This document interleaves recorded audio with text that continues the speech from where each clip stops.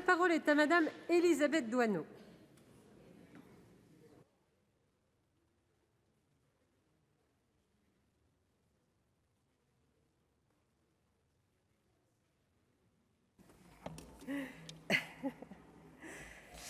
Madame la présidente, madame la ministre, madame la présidente des affaires sociales, madame la rapporteure, par les temps qui courent, on n'a pas franchement l'opportunité de se réjouir et je crois que nous pouvons en profiter ce soir. Dans la période que nous traversons, effectivement, chaque avancée, chaque victoire est appréciée encore plus intensément. J'ai eu la chance de participer à la commission mixte paritaire qui a permis d'aboutir à ce texte commun. Dans la continuité de l'esprit de dialogue entre le terrain et la représentation nationale qui émane de cette proposition de loi, je me félicite que le Parlement se soit entendu sur une version partagée.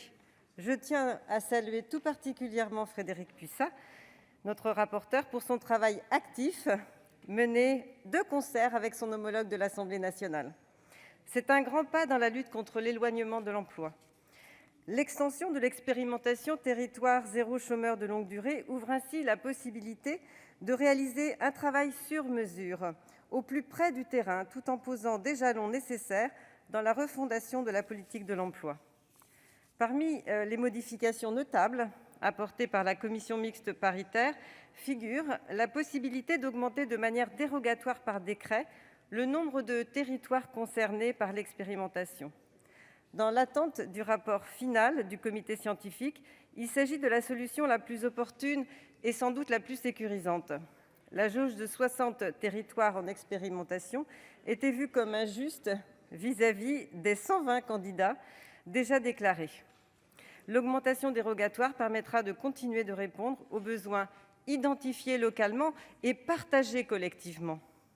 Sur la question du montant de la participation financière des départements en financement des emplois créés dans le cadre de l'expérimentation, le texte prévoit qu'elle puisse être fixée par un décret, mais aussi que l'accord du président du conseil départemental soit une condition requise pour qu'un territoire se porte candidat. C'est un compromis qui peut nous satisfaire, donc je m'en contente.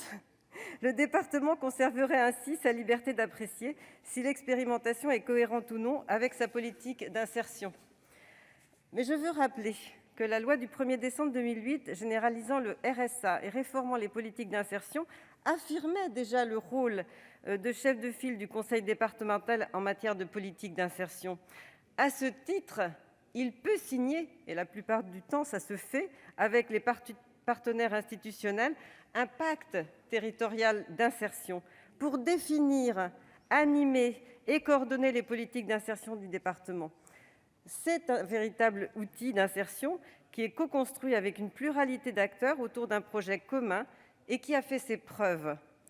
Je pense que ce pacte territorial d'insertion peut justement inclure une démarche d'un territoire zéro chômage de longue durée.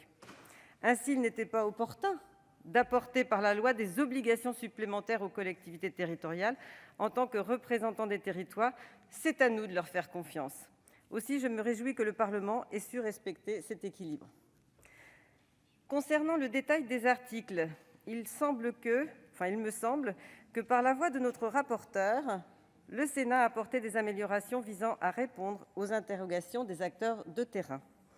Au sein du titre 1, les mesures du Sénat visant à assouplir les dispositifs d'insertion par l'activité économique pour les salariés âgés de plus de 57 ans ou à permettre de cumuler contrat de travail de droit commun et contrat d'insertion ont été conservées. À l'article 3 , le cadre de l'expérimentation du contrat passerelle a notamment été précisé pour répondre aux nombreuses oppositions émanant des réseaux de l'IAE. En complément de ce contrat, la Haute Assemblée a introduit un dispositif de temps cumulé afin de permettre une transition progressive entre contrat d'insertion et CDI ou CDD à temps partiel.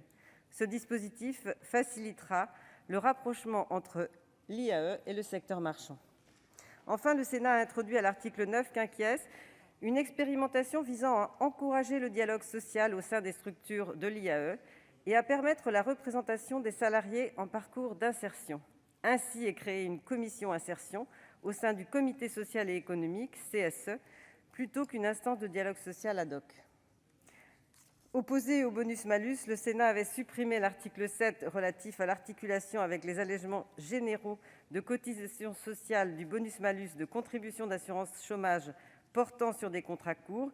Pour aboutir à ce texte de compromis, la commission mixte paritaire a réintroduit l'article. L'ajustement proposé vise à ne pas pénaliser les entreprises, notamment les plus vertueuses.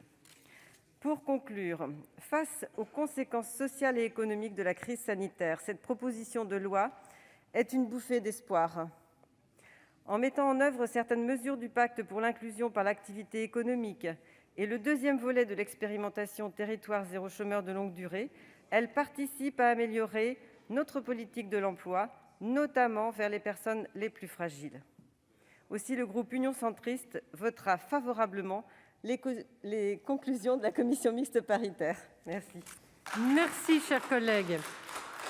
La parole est à Madame Monique Lubin.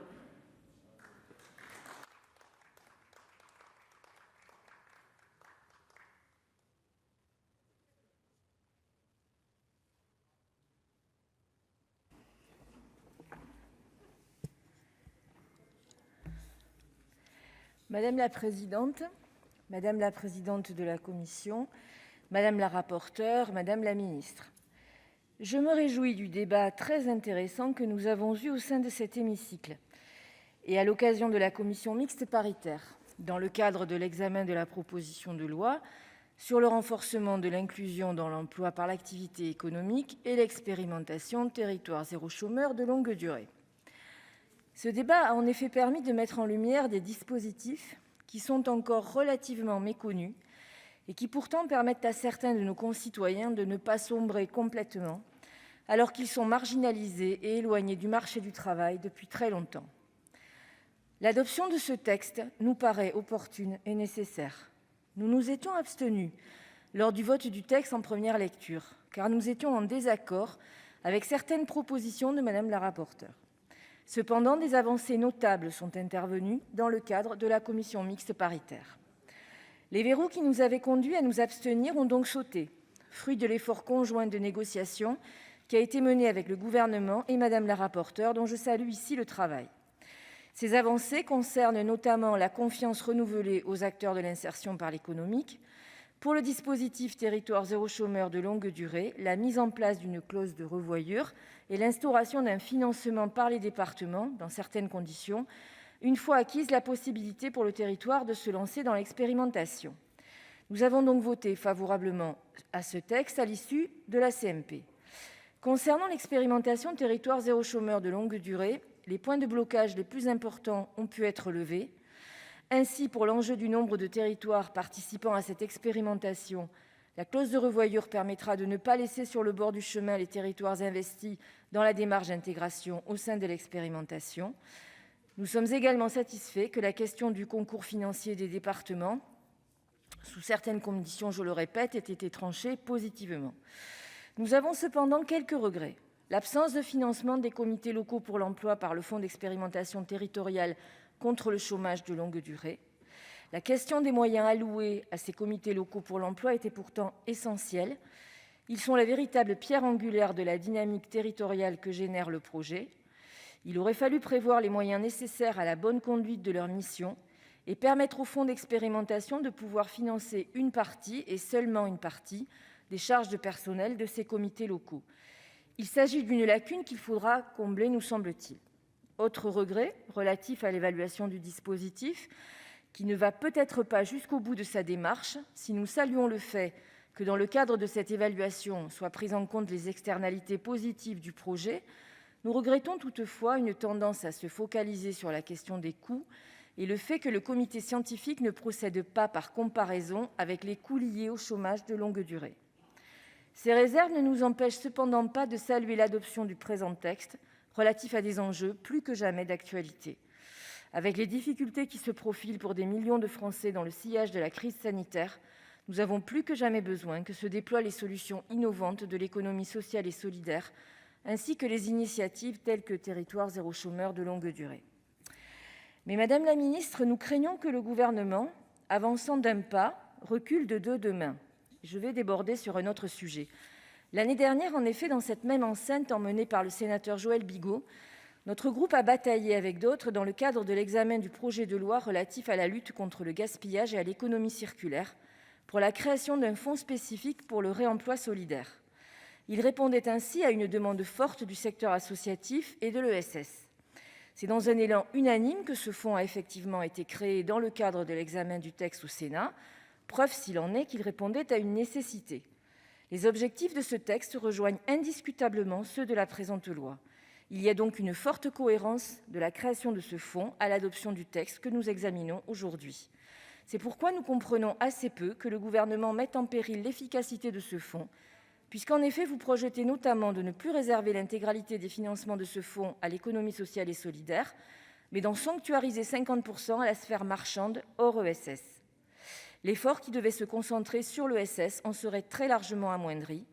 Or, l'ESS a besoin de leviers importants alors qu'elle est intensive en emploi et aussi prometteuse et nécessaire que sujette à des difficultés que ne rencontre pas la sphère marchande. Par ailleurs, je ne peux pas m'empêcher de remarquer, avec un peu de malice, que les contrats aidés sont rentrés dans les bonnes grâces du Gouvernement alors qu'on ne leur trouvait plus aucune vertu en 2017.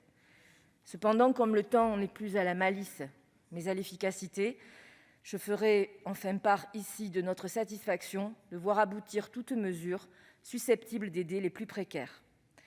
Et si nous saluerons ici les avancées de la présente proposition de loi, nous nous devons aussi d'en appeler au Gouvernement pour qu'il garde à l'esprit la nécessité de maintenir un souci de cohérence dans le cadre des politiques qu'il choisit de mettre en œuvre. Merci Madame Lubin. La parole est à Madame Colette Mélot.